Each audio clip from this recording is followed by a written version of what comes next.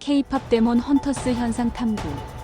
혹시 여러분은 애니메이션 하나가 전 세계 41개국 넷플릭스 1위를 차지한다는 게 얼마나 놀라운 일인지 생각해 보신 적이 있나요? 저는 60이 넘게 살아오면서 이런 현상을 직접 목격하게 될 줄은 꿈에도 몰랐습니다. 지난 6월 20일 넷플릭스에 공개된 K-팝 데몬 헌터스라는 작품이 하루 만에 전 세계 영화 부문 1위에 올랐다는 소식을 처음 들었을 때 솔직히 말하면 반신반의했습니다. K-팝과 악령 사냥꾼을 조합한 애니메이션이라니 과연 서구 관객들이 받아들일 수 있을까 하는 의구심이 들었거든요.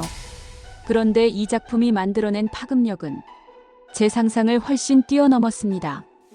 OST 중 골든이라는 곡이 미국 빌보드 핫 100 차트에서 23위에서 6위까지 무려 17계단이나 상승했다는 뉴스를 보고 저는 즉시 이 현상을 파헤쳐 보기로 결심했습니다. 여러분도 이 채널을 구독하고 좋아요 버튼을 눌러주시면서 함께 이 놀라운 문화 현상의 비밀을 탐구해 보시기 바랍니다. 분명 여러분이 생각지도 못한 흥미로운 이야기들을 만나게 되실 거예요. 제가 가장 먼저 궁금했던 건 이 작품을 만든 사람들이 누구인가 하는 점이었습니다. K-팝 데몬 헌터스의 감독은 매기 강, 한국 이름으로는 강민지라는 여성입니다. 그녀의 이야기를 들어보면 정말 흥미로운 배경을 가지고 있어요.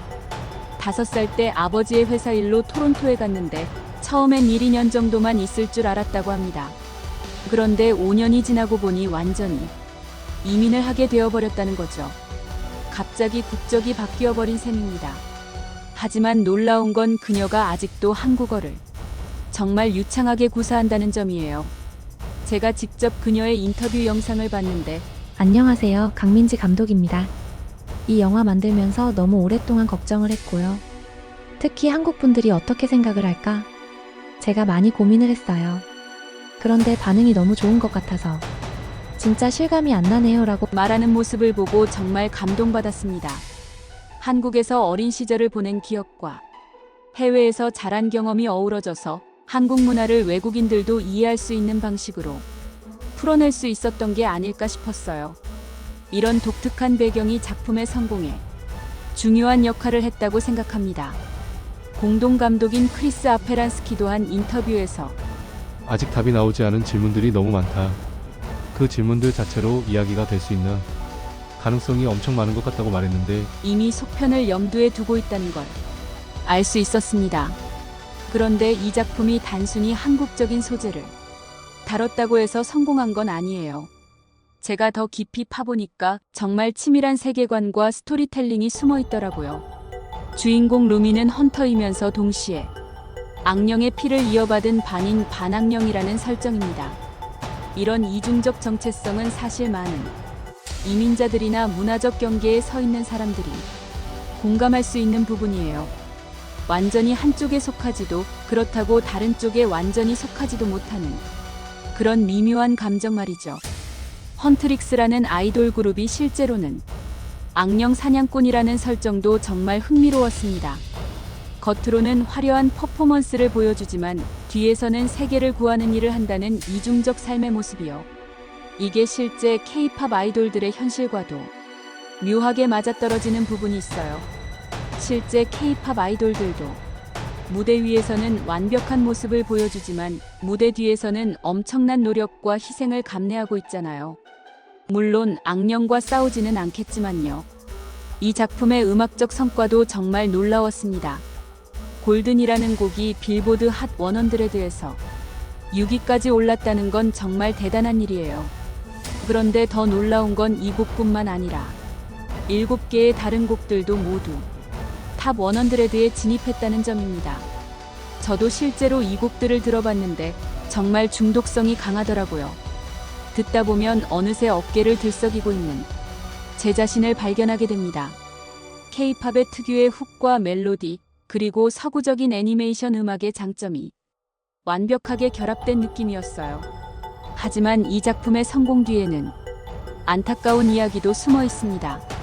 작품이 전 세계적으로 흥행하자 많은 팬들이 뛰어난 한국적 감성에 주목하기 시작했고 자연스럽게 소니 픽처스의 아트팀에 관심이 집중되었습니다. 그런데 핵심 아트 디렉터와 여러 인력들이 이미 소니 픽처스를 퇴사했다는 소식이 전해졌어요. 그 이유가 정말 안타까웠습니다.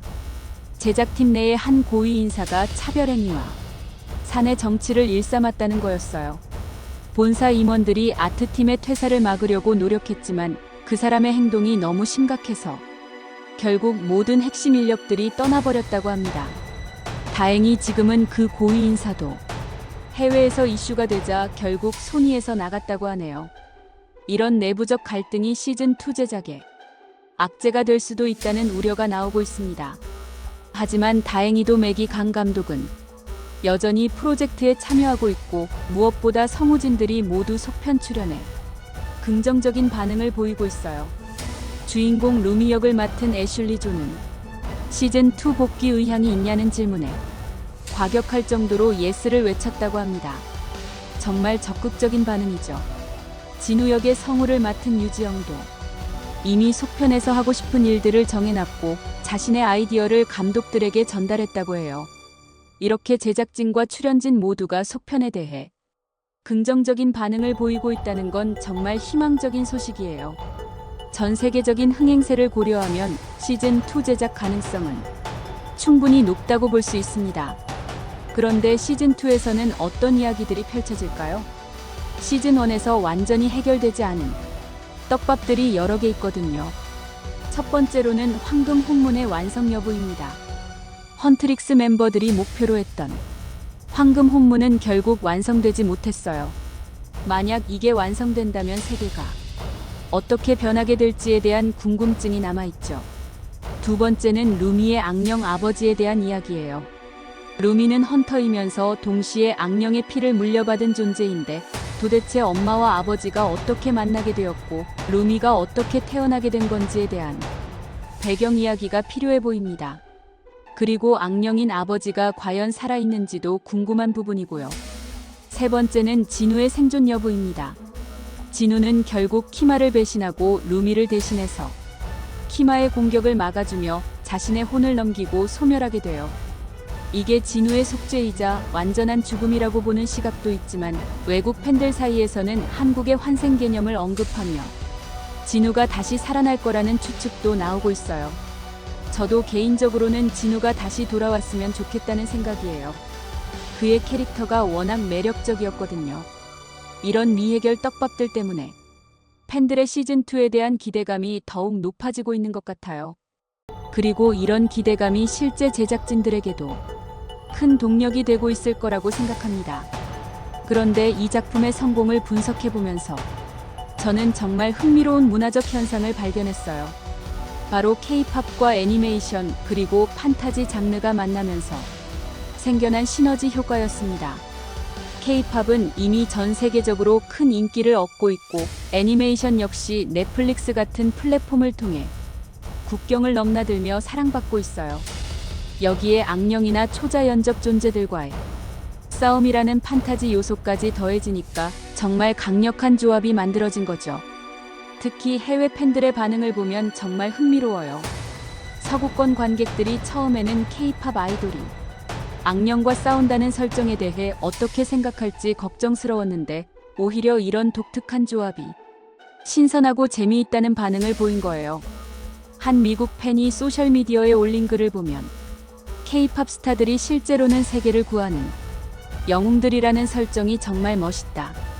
우리가 평소에 보는 화려한 무대 뒤에 이런 비밀스러운 이야기가 숨어 있다고 상상하니까 더 흥미진진하다라고 써 있더라고요. 일본의 한 애니메이션 평론가는 한국의 K-팝 문화와 서구의 애니메이션 기법이 만나서 완전히 새로운 장르를 만들어냈다. 이런 시도가 앞으로 더 많아졌으면 좋겠다고 평가하기도 했어요. 이런 반응들을 보면서 저는 문화 콘텐츠의 경계가 점점 허물어지고 있다는 걸 느꼈습니다. 예전에는 한국 것은 한국에서, 미국 것은 미국에서 만들어지고 소비되는 게 일반적이었는데 이제는 정말 자유롭게 섞이고 조합되면서 새로운 가치를 만들어내고 있는 것 같아요. 그리고 이런 변화의 중심에는 넷플릭스 같은 글로벌 플랫폼이 있다는 점도 중요합니다.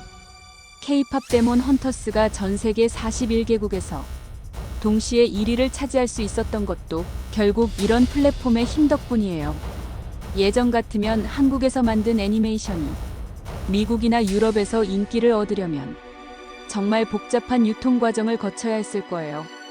현지 배급사를 찾고 더빙이나 자막 작업을 하고 각국의 방송 시스템에 맞춰서 편성하고 이런 과정들이 몇 년씩 걸렸을 수도 있어요. 하지만 이제는 넷플릭스에 올리면 전 세계 사용자들이 동시에 볼 수 있게 되었죠. 이게 정말 혁명적인 변화라고 생각해요. 물론 이런 변화가 항상 긍정적인 결과만 가져오는 건 아니에요. 글로벌 플랫폼의 영향력이 커지면서 각국의 고유한 문화적 특성들이 희석될 위험성도 있거든요. 모든 콘텐츠가 전 세계적으로 어필하기 위해서 비슷비슷해질 수도 있고요.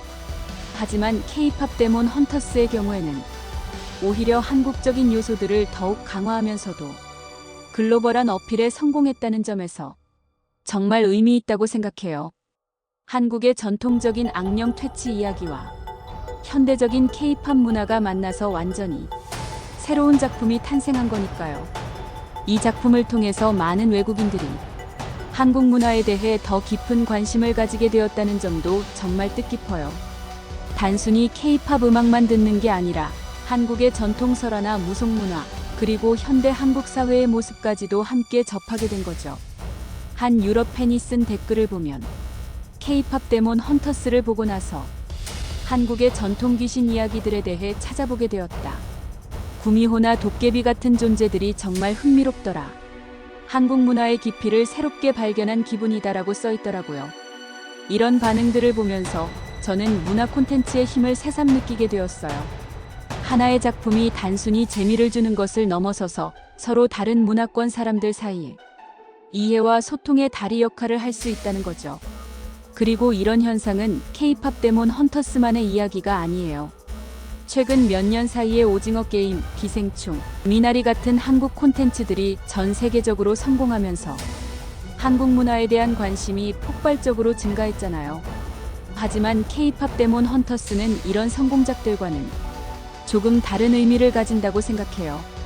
오징어 게임이나 기생충은 한국 사회의 어두운 면을 다루면서 전 세계적인 공감을 얻었다면 K-팝 데몬 헌터스는 한국의 밝고 역동적인 면을 보여주면서 성공했거든요.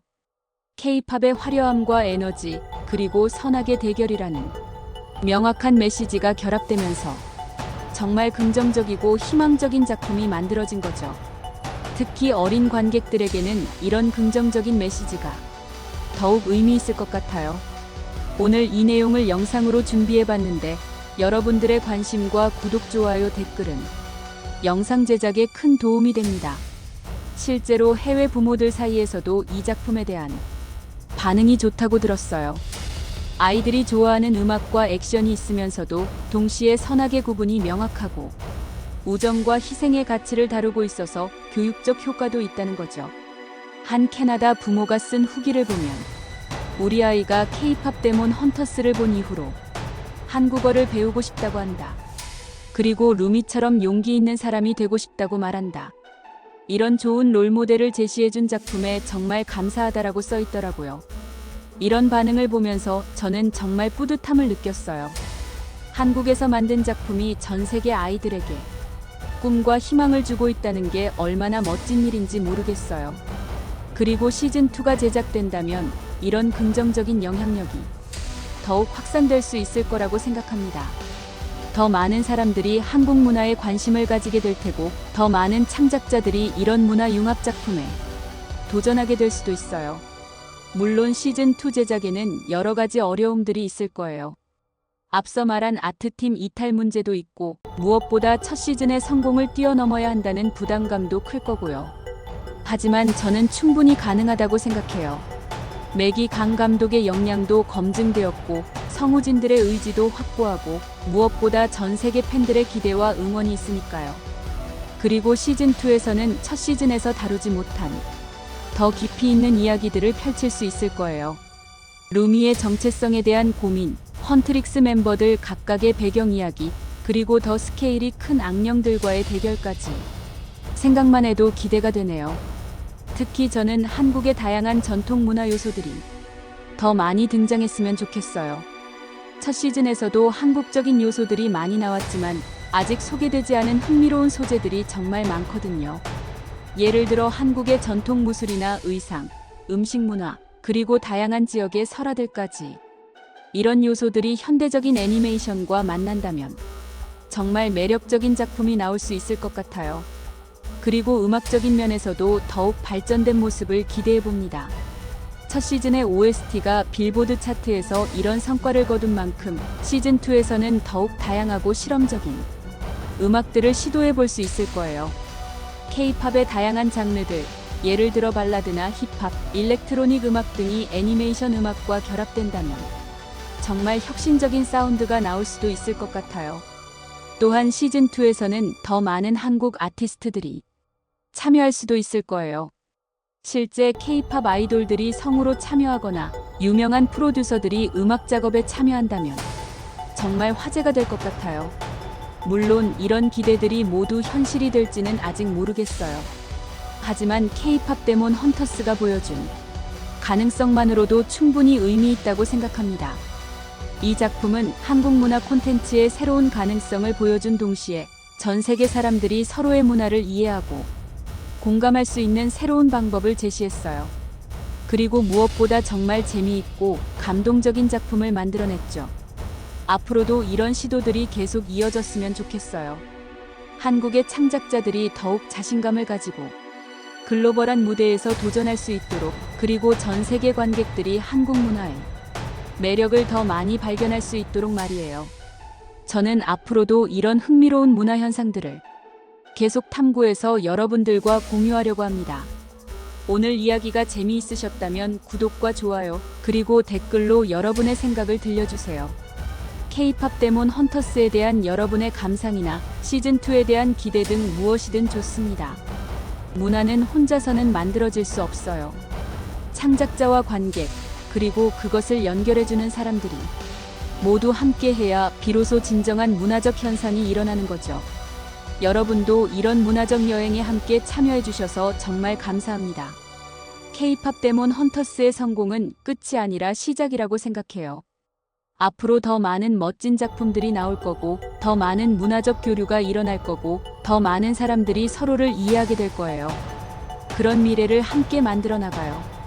오늘도 들어주셔서 정말 고맙습니다. 다음에 또 만나요.